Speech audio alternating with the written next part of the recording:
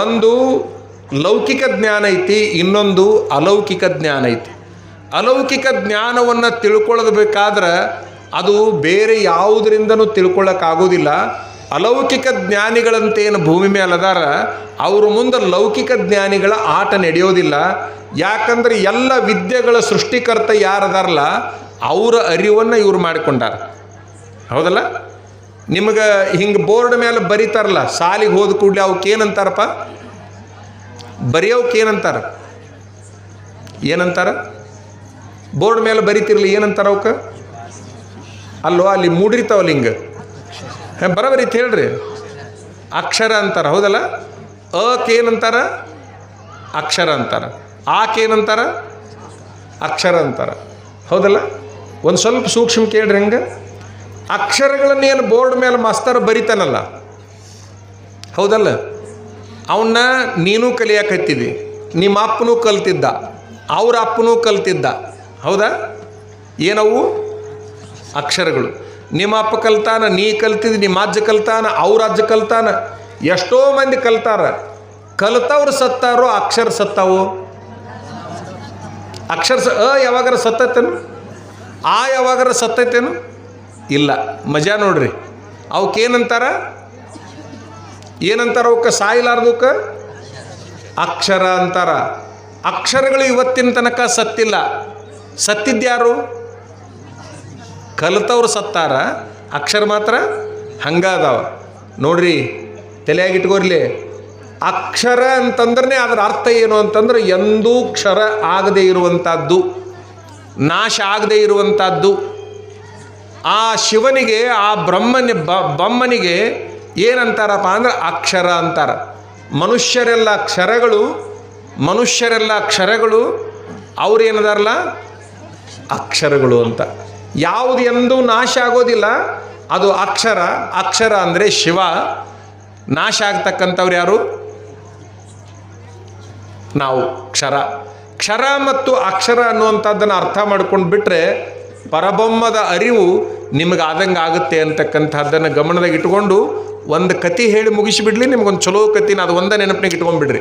ಇದು ಅಷ್ಟು ನೆನಪಿನಾಗ ಇಟ್ಕೊಳ್ಳೋದು ಬೇಡ. ಒಬ್ಬ ರಾಜ ಪಂಡಿತರಿಗೆ 3 ಪ್ರಶ್ನೆ ಕೇಳ್ದ. ಏನು ಪ್ರಶ್ನೆ ಕೇಳ್ದ ಅಂತಂದ್ರೆ, ದೇವರು ಎಲ್ಲಿದ್ದಾನೆ? 1ನೇ ಪ್ರಶ್ನೆ, ದೇವರು ಎಲ್ಲಿದ್ದಾನೆ? ಯಾವ ದಿಕ್ಕಿಗೆ ಮುಖವಾಗಿದ್ದಾನೆ? 2ನೇ ಪ್ರಶ್ನೆ, ದೇವರು ಏನೇನು ಮಾಡುತ್ತಾನೆ? ಇದು 3ನೇ ಪ್ರಶ್ನೆ. 3 ಪ್ರಶ್ನೆ ಕೇಳ್ದವ. ಆ 3 ಪ್ರಶ್ನೆಗೆ ಪಂಡಿತರು ಉತ್ತರ ಹೇಳಬೇಕು. ಮೊದಲನೇದು ಯಾವುದು? ದೇವರು ಎಲ್ಲಿದ್ದಾನೆ. ತಲೆಯಾಗಿಟ್ಕೋರಿದ್ರು ಮೊದಲು. ದೇವರು ಎಲ್ಲಿದ್ದಾನೆ. 2ನೇ ಪ್ರಶ್ನೆ ಯಾವುದು? ಯಾವ ದಿಕ್ಕಿಗೆ ಮುಖ ಮಾಡಿ ಕುಂತಿದ್ದಾನೆ. 3ನೇದು ಯಾವುದು? ದೇವರು ಏನೇನು ಮಾಡುತ್ತಾನೆ.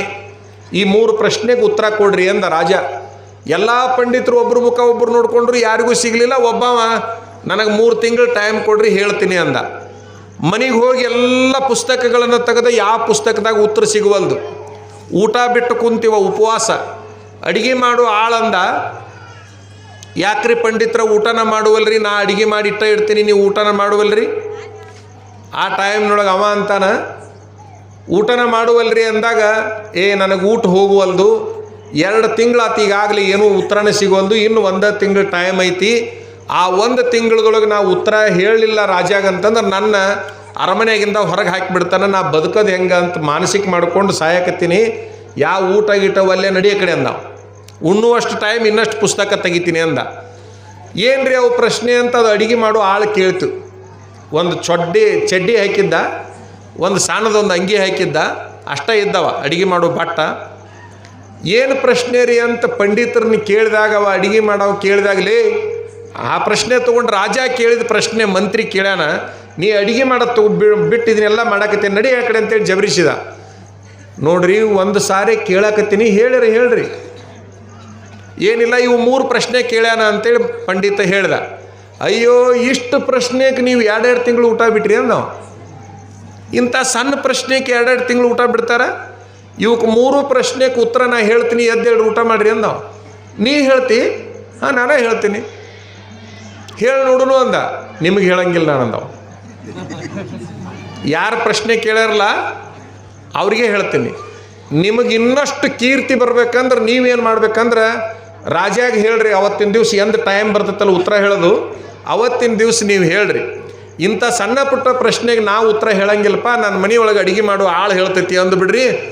ಅವಾಗ ನಿಮ್ದು ಇನ್ನಟ್ಟು ಕಿಮ್ಮತ್ತು ಹೆಚ್ಚಾಕೈತಿ. ಯಾಕಂದ್ರೆ ಅಡುಗೆ ಮಾಡೋ ಆಳ ಉತ್ತರ ಹೇಳುವಂಗದ ಅಂದ್ರೆ ಪಂಡಿತ ಎಷ್ಟು ಚಾಣೆ ಇರ್ಬೇಕಂತ ಆಗಿಬಿಡ್ತೈತಿ. ಅಷ್ಟು ಮಾಡಿರಿ ಅಂದ. ಹೇಳಿಲ್ಲ ಅಂದ್ರೆ ನನಗೆ ಕೊಂದ ಬಿಡ್ತಾರೆ ಅವ್ರು. ನೀವೇನು ತಲೆ ಕೆಡಿಸ್ಕೋಬೇಡ್ರಿ, ನನ್ನ ಹೆಸರು ಹೇಳ್ರಿ. ಏನಾರು ಯಾಕಾಗೋ ನನಗಂತೂ ಉತ್ತರ ಸಿಕ್ಕಿಲ್ಲ, ಹೋಲಿ ಇವನ ಮೇಲೆ ಹಾಕಿತ್ತ ಪಾರ ಆದ್ರಾತಂತೇಳಿ ಅವ ಊಟ ಮಾಡಿದ. ಕರೆಕ್ಟ್ 3 ತಿಂಗಳಿಗೆ ಆ ಟೈಮಿಗೆ ಹೋದ್ರೆ ಅರಮನೆಗೆ ಹೋಗಿ ನಿಂತಾರ. ಜನ ಎಲ್ಲ ಇವತ್ತು 3 ಪ್ರಶ್ನೆಗೆ ಉತ್ತರ ಅಂತೇಳಿ ಭಾಳ ಮಂದಿ ಸೇರ್ಯಾರ. ಆ ಎಲ್ಲ 3 ಜನ ಆ 3 ಪ್ರಶ್ನೆಗಳಿಗಾಗಿ ಊರು ಜನ ಎಲ್ಲ ಸೇರಿಕೊಂಡಾಗ ಏನಾಯಿತು ಅಲ್ಲಿ ಅಂತಂದ್ರೆ, ರಾಜ ಸಿಂಹಾಸನದ ಮೇಲೆ ಕುಂತಿದ್ದ. ಇವ ಅಡಿಗೆ ಮಾಡೋ ಒಂದು ಚಡ್ಡಿ ಹಾಕ್ಕೊಂಡು ಬಂದು ಅಲ್ಲಿ ನಿಂತಿದ್ದ. ಏನು ರೀ ಪಂಡಿತರ ಪ್ರಶ್ನೆಗೆ ಉತ್ತರ ತಂದಿರೇನು? ಹಾಂ ತಂದೀನಿ ಮಹಾರಾಜ್ರ. ಹೇಳ್ರಿ ಅವನ್ನ. ಇಂಥವಕ್ಕೆಲ್ಲ ನಾನು ಹೇಳೋಕ್ಕಾಗೋದಿಲ್ಲ ರೀ, ನಮ್ಮ ಮನೆ ಒಳಗೆ ಅಡುಗೆ ಮಾಡೋ ಆಳ ಹೇಳ್ತೈತಿ ಅಂದ. ಯಾವುದದು? ಇಲ್ಲಿ ತಂದಿನಿ ನೋಡ್ರಿದ. ಇವ ಹೇಳ್ತಾನ ಕೇಳ್ರಿ ನೀವು. ಹೇಳೋ ಅಂದವ. ಹೇಳೋ ಅಂದ. ಮ್ಯಾಲೆ ಸಿಂಹಾಸನದ ಮೇಲೆ ಕುಂತಾನ, ಅವ ತಳಗೆ ನಿಂತಾನ. ಹೇಳೋ ಅಂದ. ಹೇಳೋ ಅಂದ ಕೂಡಲೇ ಅವ ಏನಂದು ಗೊತ್ತರೆ, ನೋಡ್ರಿ ಸರಿಯಾಗಿ ಬಾಯಿ ಬಿಗಿಡದು ಮಾತಾಡ್ರಿ ಅಂದವ. ಎಲ್ಲರೂ ಕೈ ಮುಕ್ಕೊಂಡು ಹಿಂಗೆ ತಲೆ ಬಗ್ಗಿಸ್ಕೊಂಡು ಮಾತಾಡ್ತಿದ್ರಲ್ಲ, ಇವ ಏನಂದ, ಯಾಕೆ ಕೈ ಮುಗಿಲಿಲ್ಲ ಪೈ ಮುಗಿಲಿಲ್ಲ, ಬಾಯಿ ಬಿಗಿಡೋದು ಮಾತಾಡ್ರಿ. ಏನು ಹಂಗೆಲ್ಲ ಮಾತಾಡಿದ್ರೆ ಈ ದೇಶದ ಕಾನೂನು ನ್ಯಾಯ ನೀತಿ ಸಂಸ್ಕೃತಿ ಕಾಪಾಡಬೇಕಾದವ್ರು ನೀವು. ಈ ರೀತಿ ಎಲ್ಲ ಉದ್ದಟತನ ಮಾಡಿದ್ರೆ ನಡೆಯಂಗಿಲ್ಲ. ನಾ ಏನು ಮಾಡಿನೋ ಉದ್ದಟತನ ನಂದವ. ಯಾರು ಅಂದಿದ್ದಿಲ್ಲ ಅವತ್ತಿನ ತನಕ ಉದ್ದಟತನ ಪದಾರ್ಥನ ಅಂದಿದ್ದಿಲ್ಲ ಅವನಿಗೆ. ಅಂದ್ರೆ ಕೊಲೆ ಮಾಡಿಸ್ತಿದ್ದವ. ಅಲ್ಲಿಂದ ಅಲ್ಲೇ ಆನಿಗೆ ಹಚ್ಚಿ ತುಳಿಸಿಬಿಡ್ತಿದ್ದ, ಕತ್ತರಿಸಿ ಇವ್ನ ತಲೆ ಅಂತಿದ್ದವ. ಅಷ್ಟರ ಮೆಟ್ಟಿಗೆ ದೊಡ್ಡ ರಾಜ ಅವ. ಇವ ಹೋಗಿ ನಾ ಏನೋ ಅಂತ ಕೆಟ್ಟ ಕೆಲಸ ಮಾಡೀನಿ ಅಂದ. ಮತ್ತೇನು ರೀ ಇದೆಲ್ಲ ಪದ್ಧತಿನ ನಿಮ್ಮದು? ಯಾವಾಗಲೂ ಹೇಳವ ಮ್ಯಾಲೆ ಕುಂದಿರ್ಬೇಕು. ಎಲ್ಲಿ ಕುಂದಿರ್ಬೇಕು? ಹೇಳವ ಎಲ್ಲಿ ಕುಂದಿರ್ಬೇಕು? ಹೇಳವ ಮ್ಯಾಲೆ ಕುಂದಿರ್ಬೇಕು, ಕೇಳವ ತಳಗೆ ಕುಂದಿರ್ಬೇಕು. ನಿಮಗೆ ಉತ್ತರ ಬೇಕಾಗಿತ್ತಂತಂದ್ರೆ ತಳಗೆ ಬರ್ರಿ,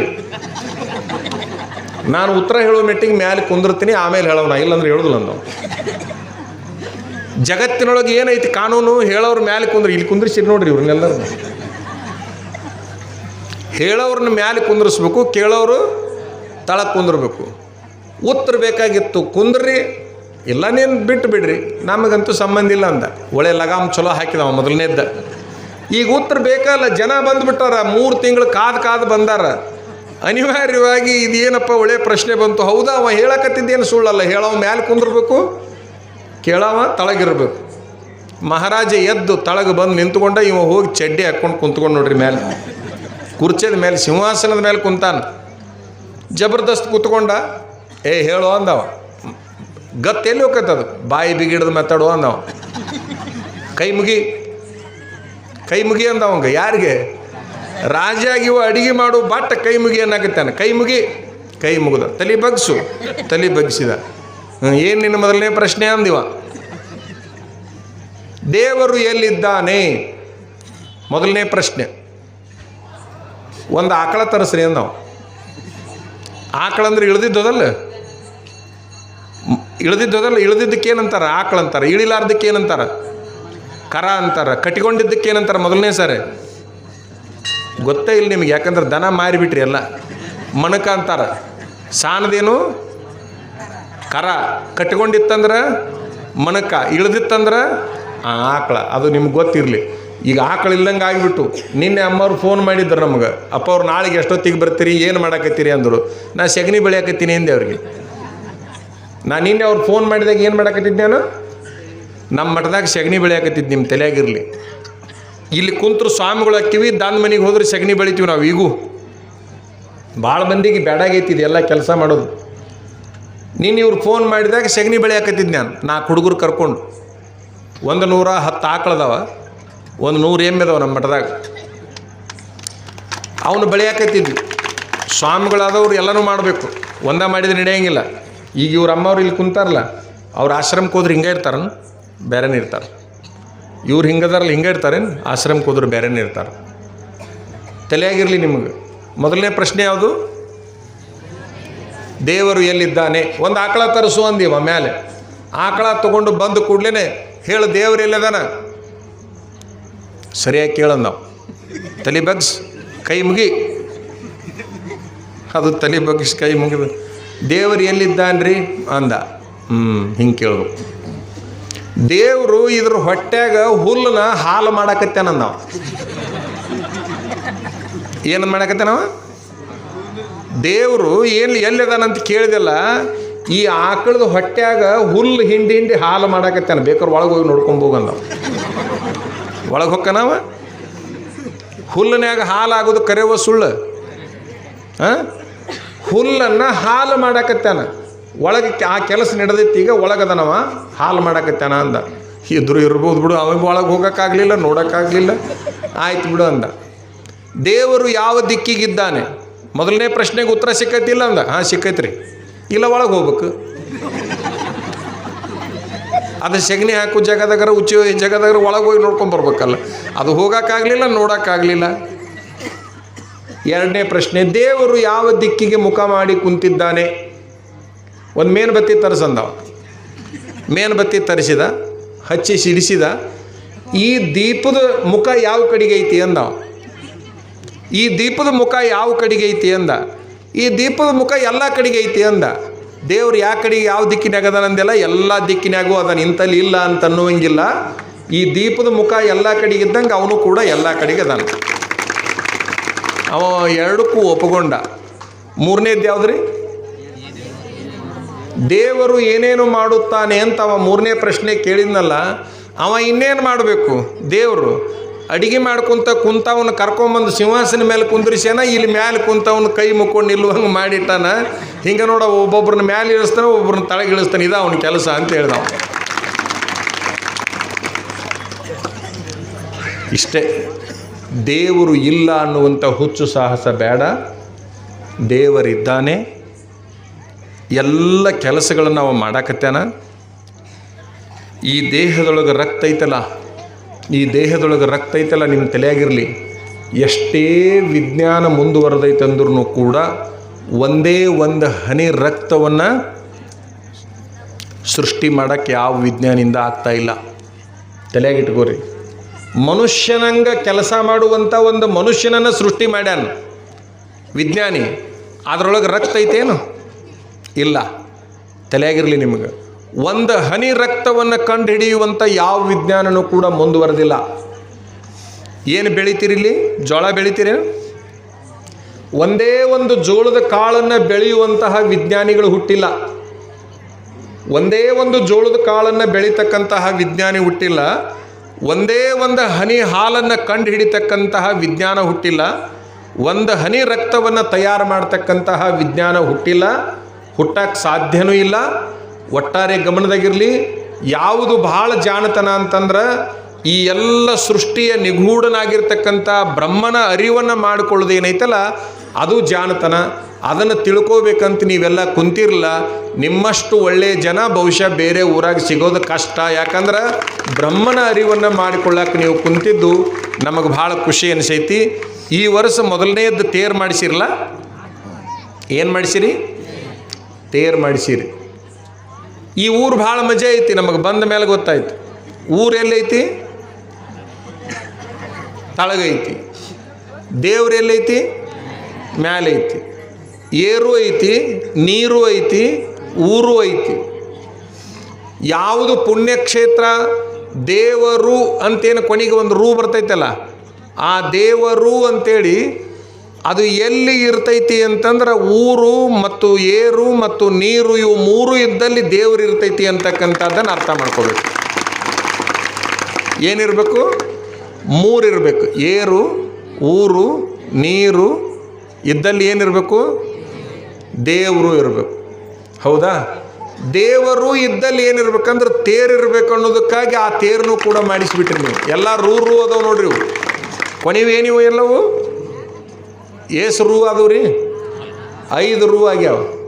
ಊರು, ಏರು, ನೀರು, ದೇವರು, ಇವು 4 ಇದ್ದಲ್ಲಿ ತೇರು. ಏನು ಮಾಡಿಸಿರಿ ನೀವು? ತೇರು ಮಾಡಿಸಿರಿ. ಹೇಳ್ತಾ ಇದ್ರು 25 ಲಕ್ಷಕ್ಕಿಂತ ಹೆಚ್ಚು ಖರ್ಚು ಮಾಡಿರಿ ಅಂತ. ಭಾಳ ಆಗಿರ್ಬೇಕು ಅನ್ಸುತ್ತೆ. ಆ ತೇರು ನೋಡಿದ್ರೆ ಎಷ್ಟು ಲಕ್ಷ ಖರ್ಚಾಗೈತಿ? 45. ಯಾಕಂದ್ರೆ ನಾನು ಕನಿಷ್ಠ ಒಂದು 100ರ ತೇರು ಮಾಡಿಸೀನಿ. ಆ ತೇರು ಮಾಡಿಸಿದ ಅನುಭವ ನನಗೆ ಗೊತ್ತಿರೋದ್ರಿಂದ ಹಿಂಗೆ ನೋಡಿದ ಕೂಡಲೇ ಗೊತ್ತಾಗೈತಿ ಇದ್ರ ಕಿಮ್ಮತ್ತು ಏಟಾಗೈತಿ ಅಂತೇಳಿ. ಬಹುಶಃ ತೇರು ಭಾಳ ಚಂದ ಅನಿಸ್ತೀವಿ ನನಗೆ. ದೂರ ನಿಂತು ನೋಡಿದೆ, ಭಾಳ ಚಲೋ ಮಾಡಿಸಿರಿ. ಈ ಜಮಖಂಡಿ ಅಮ್ಮವರು ಒಂದಿಷ್ಟು ತೇರು ಬಗ್ಗೆ ಹೊಸದಾಗಿ ಮಾಡಿಸ್ಯಾರಿಪ್ಪ, ತೇರು ಬಗ್ಗೆ 1-2 ಮಾತು ಹೇಳ್ರಿ ಅಂದರು. ತೇರಿನ ಬಗ್ಗೆ ನಿಮಗೆ ಗೊತ್ತಿರಲಿ, ಹೊಸದಾಗಿ ತೇರು ಮಾಡಿಸಿರಿ. ತೇರು ಬೇರೆ ಅಲ್ಲ, ಮನುಷ್ಯನ ದೇಹ ಬೇರೆ ಅಲ್ಲ. ಈ ಹೆಣ್ಣು ಮತ್ತು ಗಂಡು ಅಂತೇನು 2 ದೇಹಗಳು ಕುಂತಾವಲ್ಲ, ಈ ದೇಹ ಬೇರೆ ಅಲ್ಲ ಮತ್ತು ಆ ತೇರು ಬೇರೆ ಅಲ್ಲ.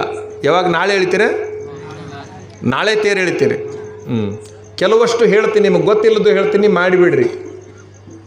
ತೇರು ಬೇರೆ ಅಲ್ಲ, ದೇಹದ ಈ ಸ್ಥಿತಿ ಬೇರೆ ಅಲ್ಲ. ಶಿಶುನಾಳದ ಶರೀಫರಲ್ಲ, ಒಬ್ಬರು ಜ್ಞಾನಿಗಳು ಹೇಳ್ತಾರ ಸರ್ಪಭೂಷಣ ಶಿವೆಗಳು. ಕರೆಕ್ಟ್. ಸರ್ಪಭೂಷಣ ಶಿವೆಗಳು ಬರೀತಾರ, ತೇರು ಸಾಗಿ ತಮ್ಮ ನೋಡಿರೆ, ಈ ದೇಹವೆಂಬ ತೇರು ಸಾಗಿ ತಮ್ಮ ನೋಡಿರೆ. ತೇರು ಸಾಗಿ ತಮ್ಮ ನೋಡಿರೆ ಸಾರ ಮುಕುತಿ ಸತಿಯರೆಲ್ಲ, ಪಾರಮಾರ್ಥ ತತ್ವ ವಿಚಾರವೆಂಬ ಬೀದಿಯೊಳಗೆ ತೇರು ಸಾಗಿ ತಮ್ಮ ನೋಡಿರೆ, ಈ ದೇಹವೆಂಬ ತೇರು ಸಾಗಿ ತಮ್ಮ ನೋಡಿರೆ ಅಂಥೇಳಿ, ದೇಹ ಬೇರೆ ಅಲ್ಲ ತೇರು ಬೇರೆ ಅಲ್ಲ ಅಂಥೇಳಿ ಒಂದು ಸರ್ಪಭೂಷಣ ಶಿವೆಗಳು ಬರೆದಿರ್ತಕ್ಕಂಥದ್ದು ಒಂದು ಪದ್ಯ ಇದೆ. ಈಗ ಅದಕ್ಕೂ ಇದಕ್ಕೂ ಏನು ಸಂಬಂಧ್ರಿ ಅಂತ ನೀವು ಕೇಳ್ಬೋದು. ಯಾರೋ ಒಬ್ಬರು ಸೇದಕತ್ತಾರ ನೋಡಿ, ಸ್ವಲ್ಪ ಬಂದ್ ಮಾಡಂತೇಳಿ. ಎಲ್ಲಿ ಸೇದಬೇಕನ್ನೋ ಜ್ಞಾನನೇ ಇರೋದಿಲ್ಲ ನಮ್ಮ ಜನರಿಗೆ. ಎಲ್ಲಿ ಉಗುಳಬೇಕು, ಎಲ್ಲಿ ಸೇದಬೇಕು, ಏನು ನಡೆದೈತಿ ಅನ್ನುವಂಥದ್ದು ಇರಲಿ. ಹೊರಗೆ ಹೋಗೋದು ಬೇಡ, ಅಲ್ಲೇ ಆರಿಸಿದ್ರೆ ಸಾಕು. ಇನ್ನೊಂದು 5 ನಿಮಿಷ ಬಿಟ್ಟು ಸೇದ್ಕೊಳ್ಳಿರಿ ಅಂತ ನಾವು ಬೇಡ ಅಂದ್ರೆ ಬಿಡಂಗಿಲ್ಲ ಅವರು. ಅದಕ್ಕೆ ಇನ್ನೊಂದು 5 ನಿಮಿಷ ಬಿಟ್ಟು ಸೇರೋದಪ್ಪ. ಏನಾಯಿತು? ಅದರೊಳಗೆ 3 ಭಾಗ, ತೇರಿನೊಳಗೆ 3 ಭಾಗ, ಈ ದೇಹದೊಳಗೂ 3 ಭಾಗ. ತೇರಿನಾಗ ಗಾಲಿ ಭಾಗ, ಗಡ್ಡಿ ಭಾಗ ಮತ್ತು ಕಳಸದ ಭಾಗ ಅಂತ 3 ಅದಾವ ಅಲ್ಲಿ. ಈ ದೇಹದೊಳಗೂ ಕೂಡ ಕುತ್ತಿಗೆ ಭಾಗ, ಕುತ್ತಿಗೆಯಿಂದ ಸೊಂಟದ ತನಕ ಗಡ್ಡಿದ್ದಂಗೆ, ಈ ಸೊಂಟದಿಂದ ಈ ಕಡೆ ತಳಗೇನೈತಲ್ಲ ಗಾಲಿದ್ದಂಗೆ, ಸೊಂಟದಿಂದ ತಳಗ ಗಾಲಿ, ಸೊಂಟದಿಂದ ಕುತ್ತಿಗೆ ತನಕ ಗಡ್ಡಿ, ಇದ್ರ ಮ್ಯಾಲಿಂದ ಏನೈತಲ್ಲ ಇದು ಕಳಸ. ಹಳ್ಳಿ ಒಳಗೆ ಯಾರ ಸತ್ತು ಕೂಡ್ಲೇ ಓನ್ಯಾಗಿದ್ದವ್ರು ಏನಂತಾರೆ? ಕಳಸ ಬಿತ್ತು ಅಂತಾರೆ. ಅಂತಾರಿಲ್ಲ?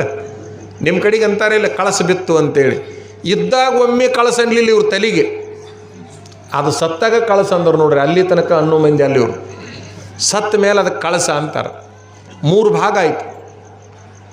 ಆ ತೇರನ್ನು ಬಹಳ ಕಷ್ಟಪಟ್ಟು ರೊಕ್ಕ ಕೂಡಿಸಿ ಸಣ್ಣ ಹಳ್ಳಿ ಒಳಗೆ ಇಷ್ಟು ದೊಡ್ಡ ತೇರು ಮಾಡಿಸಿರಲ್ಲ ನೀವು.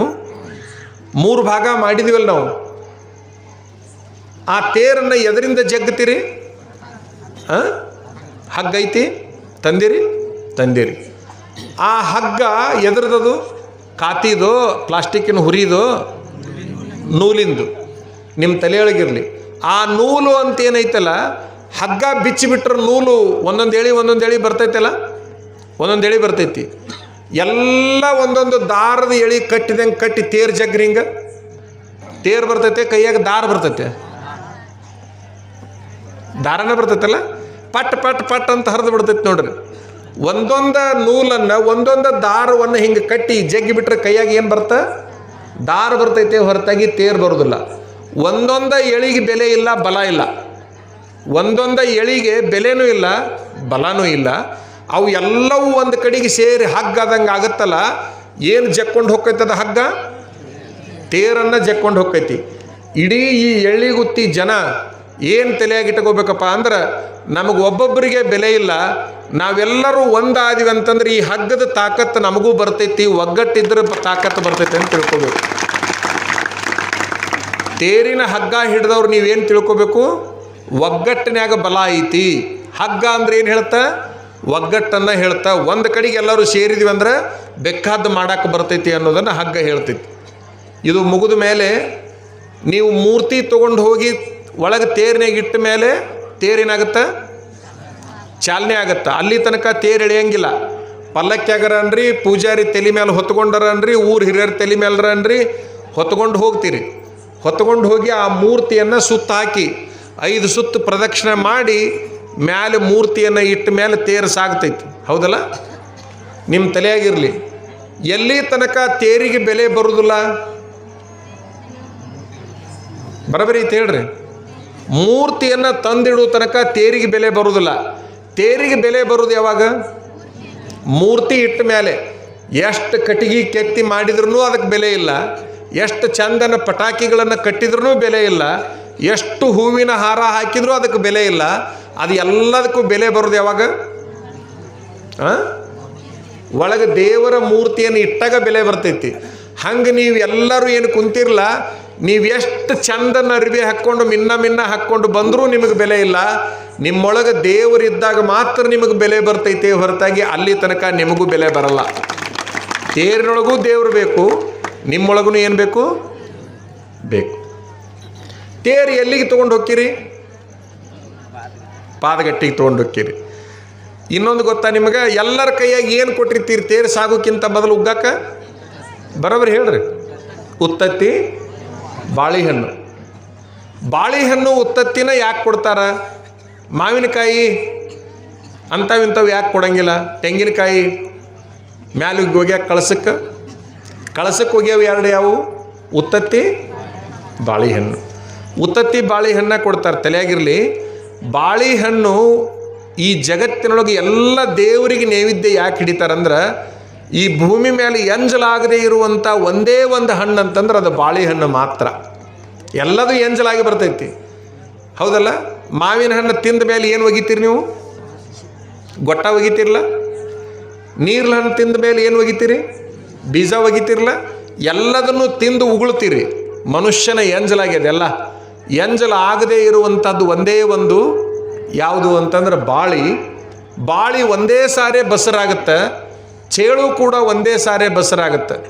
ಚೇಳು ಬಸರಾಗಿತ್ತೆ ಕಡೆ, ಬಾಳಿ ಬಸರಾಗಿತ್ತೆ ಕಡೆ ಅಂತೇಳಿ ವಚನ ಇದೆ.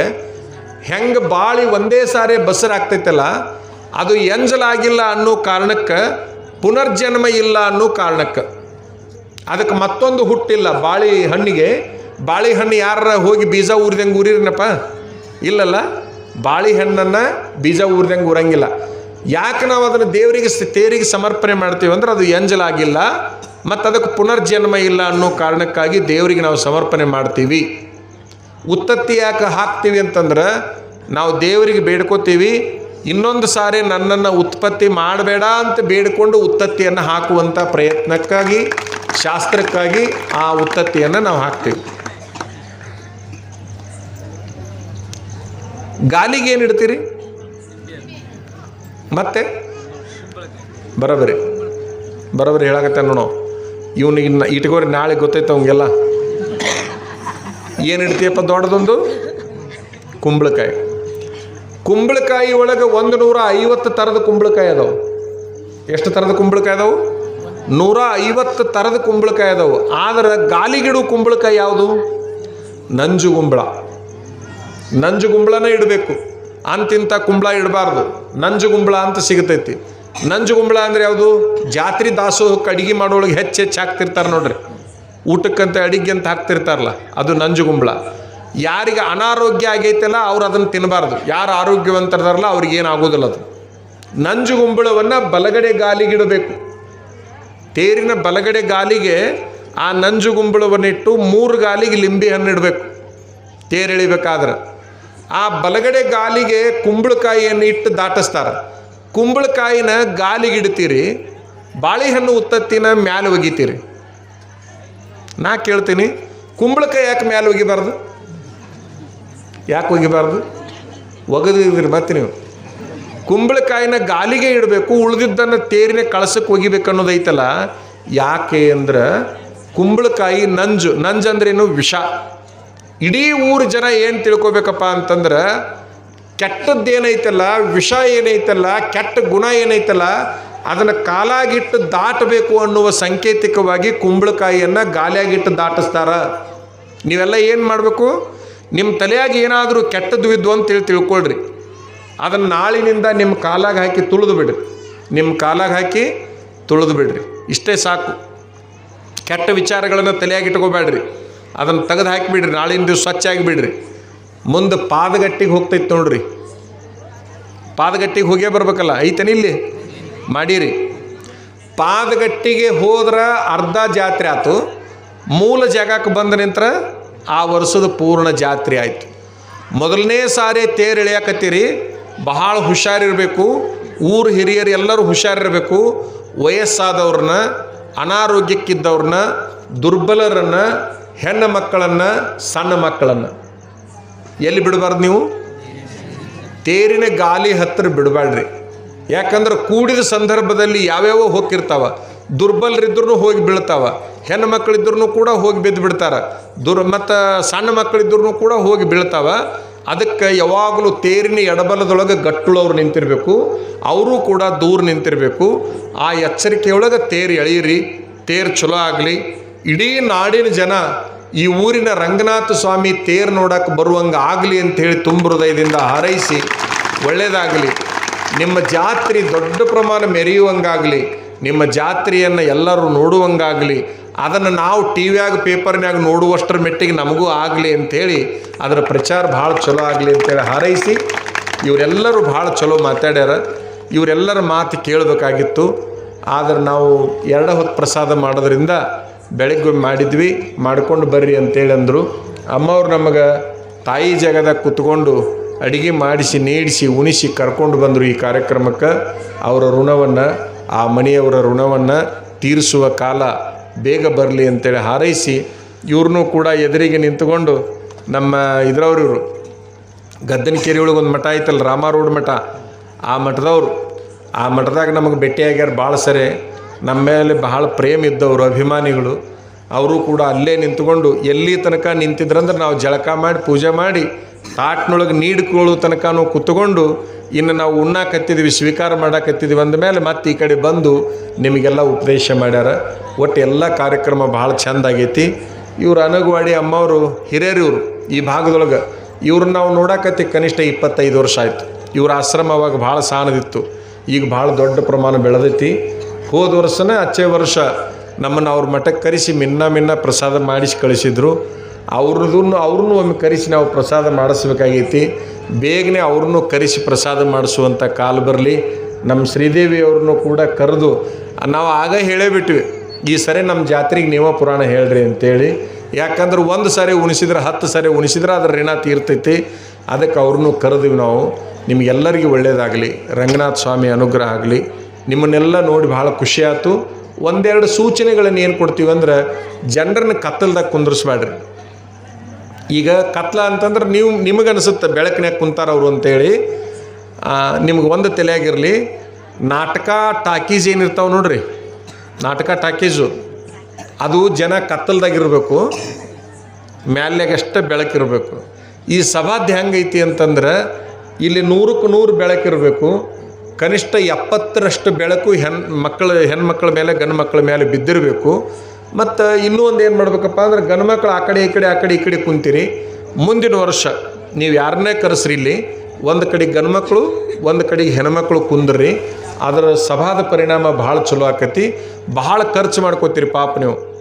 ಅಂದರೆ ಆಸಕ್ತಿ ಐತಿ ನಿಮ್ಗೆ, ಒಳ್ಳೆಯ ಜ್ಞಾನ ಸಂಪಾದನೆ ಮಾಡಬೇಕು ಅನ್ನುವಂಥ ಆಸಕ್ತಿ ಐತಿ. ಅದರ ಪರಿಣಾಮ ಊರ ಮೇಲೆ ಆಗಬೇಕಾಗಿತ್ತು ಅಂತಂದ್ರೆ, ಕುಂದ್ರದ್ರು ಕೂಡ ಅರ್ಧ ಭಾಗ ಹೆಣ್ಣು ಮಕ್ಕಳು, ಅರ್ಧ ಭಾಗ ಗಂಡು ಮಕ್ಕಳು ಕುಂತ್ರೆ ಮಾತ್ರ ಸಭಾದ ಮೇಲೆ ಪರಿಣಾಮ ಆಗುತ್ತೆ ಹೊರತಾಗಿ, ಇಲ್ಲ ಅಂದ್ರೆ ಬರೀ ರೊಕ್ಕ ಖರ್ಚಾಕತ್ತೆ ಹೊರತಾಗಿ ಪರಿಣಾಮ ಆಗಲ್ಲ ಅನ್ನೋದನ್ನು ತಿಳ್ಕೋರಿ ಅನ್ನುವಂಥ ಮಾತನ್ನು ಹೇಳಿ, ಈ ಲೈಟ್ ಏನದಾವಲ್ಲ ಇವನು ಎದುರಿಗೆ ಹಿಂಗೆ ಇಡಬೇಡ್ರಿ, ಸ್ವಲ್ಪ ಹಿಂಗೆ ಮ್ಯಾಲಿನಿಂದ ಬೀಳುವಂಗೆ ಮಾಡಿದ್ರೆ ಕುಂತವ್ರಿಗೆ ಮತ್ತು ಹೇಳೋರಿಗೆ ಕೂಡ ಪರಿಣಾಮ ಆಕತಿ ಅಂಥೇಳಿ ಎಲ್ಲರಿಗೂ ಶುಭ ಹಾರೈಸಿ. ಮತ್ತು ಗವಾಯಿ ಭಾಳ ಚಂದ ಹಾಡಿದ, ಆನಂದ ಭಾಳ ಆಯ್ತು. ಎಷ್ಟು ಚಂದ ರೀ ಅವನ ಧ್ವನಿ, ಅವನ ತಬಲಾ, ಅವ್ರದ್ದಿಬ್ಬರದು ಮ್ಯಾಚ್ ಐತಿ. ಅವರಿಬ್ಬರು ಭಾಳ ಚಲೋ ಹಾಡಿದರು. ಇವರೊಬ್ಬರು ಮಾತನ್ನು ನಾವು ಕೇಳೋಕ್ಕಾಗಲಿಲ್ಲ. ಫಕೀರ್ ಸ್ವಾಮಿ ಮಠದವ್ರಿಗೆ ಫಕೀರ್ ಸ್ವಾಮಿಗಳ ಬಗ್ಗೆ ಗೊತ್ತಿಲ್ಲ ನೋಡ್ರಿ, ಮಜಾ ಹೆಂಗೈತಿ.